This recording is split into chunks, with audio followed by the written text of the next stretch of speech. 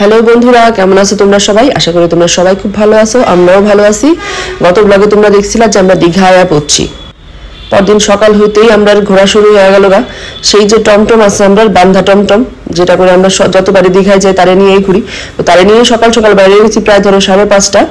প্রথমে আমরা গেলাম রাধা মাধব মন্দিরে, কিন্তু মন্দিরে ঢুকতেই দেখলাম বড় করে বোর্ড লাগানো আছে ফটোগ্রাফি ভিডিওগ্রাফি একদম নিষিদ্ধ। তো তার লেগে বাইরের থেকে তোমরা দেখাইতে পারলাম, ভিতরটা আর দেখাইতে পারলাম না। রাধা মাধব মন্দির দেখা আমরা সোজা গেলাম চন্দনেশ্বর মন্দিরে। এই মন্দিরটা আমার খুব ভালো লাগে, কারণ এই মন্দিরটা শিব ঠাকুরের মন্দির আর খুব সুন্দর পূজা হয় এটার ভিতরে। ভেতরটা তো তোমরা দেখাইতে পারলাম না, কারণ ভেতরে ছবি তোলা নিষেধ। তো বাইরের থেকে তোমরা দেখাইতেছি, অনেক বড় এরিয়া নিয়ে মন্দিরটা আছে।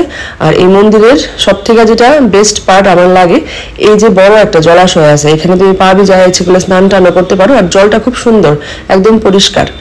আর আছে এমন ছোট ছোট অনেকগুলো স্টল। এখানে ঠাকুর মূর্তির থেকে ধরে তোমার ঘরে নিত্য প্রয়োজনীয় অনেক জিনিস পাইবা।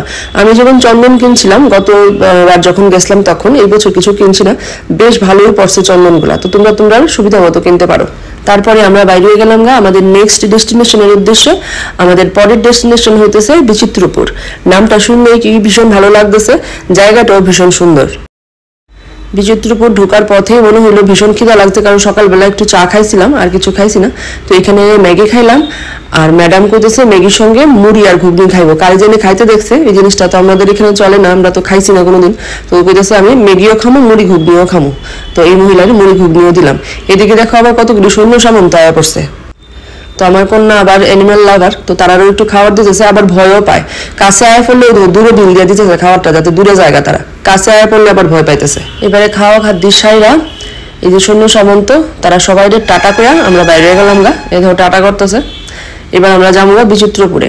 তবে একটা বিরাট বড় গাছ দেখলাম, এটা নিচে কিছুক্ষণ দাঁড়াইছিলাম, আর ভীষণ ঠান্ডা লাগছে। কি গাছ এটা আমি বুঝছি না, কিন্তু গাছের তলাটা এত ঠান্ডা, তার লেগে আমি গাছটারও ভিডিও করলাম। এবার আমরা সোজা গেলাম বিচিত্রপুরের নদীর সাইডে, এবং নদীতে যাওয়ার পথে দুই ধারের গাছগুলা এবং মাটির রাস্তাটা এতটাই সুন্দর, মানে এটা তোমরা আমি করে বুঝতে পারতাম না। তোমরা যদি কোনোদিন ঘুরতে যাও, তোমরা প্লিজ বিচিত্রপুর যাও। নামের সঙ্গে এই জায়গাটার ভীষণ মিল আছে। আর আমার যেটা প্রশ্ন, এটা হইতেছে এই যে বড় বড় নৌকাগুলা, এই নৌকাগুলা তো শুকনার মধ্যে রাখা আছে, এই নৌকাগুলা নদীর মধ্যে যায় কি কইরা? এই কঠিন প্রশ্নটা আমার মনের মধ্যে অনেকক্ষণ ধরে ঘুরপাক খাইতে আসলো। তারপরে জানতে পারলাম যে নদীতে এখন ভাটা চলছে। নদীতে যখন জোয়ার আয়, বিকালের দিকে নাকি জোয়ারটা আয় 4টা-5টার দিকে, তখন ওই নদী থেকে এত দূর পর্যন্ত জল আয়, তখন ওই জলের মধ্য দিয়ে ওই যে নৌকাগুলারে নিয়ে যাওয়া হয় নদীতে, এবং তারা মাছ এবং কাঁকড়া ধরে, যারা জেলেরা আছে তারা। তাহলে তুমি ভাবো, জোয়ার আইলে পরে নদীটা কতটা প্রশস্ত হয়ে জায়গা। এখন দেখো নদীতে একদম জল নাই, শুকনার মধ্যে সব নৌকাগুলি দাঁড়ায় আছে।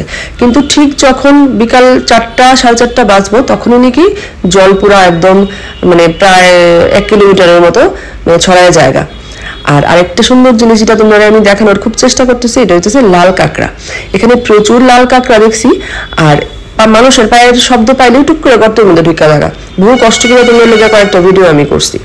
একজন ভাই দেখো নৌকা থেকে জল টল ফালাইয়া রেডি হইতেছে, হয়তোবা খুব অল্প সময়ের মধ্যে জোয়ার আইব, জোয়ার আইলেই নৌকা নিয়ে নদীতে নামবো মাছ ধরার লেগা। আর এই যে ভদ্রলোক, তাই হইতেছে আমরা টোটো ড্রাইভার, তার নাম হচ্ছে পচা। আমি কইছিলাম তুমি তো এত ভালো, তোমার নাম পচা কে রাখলো?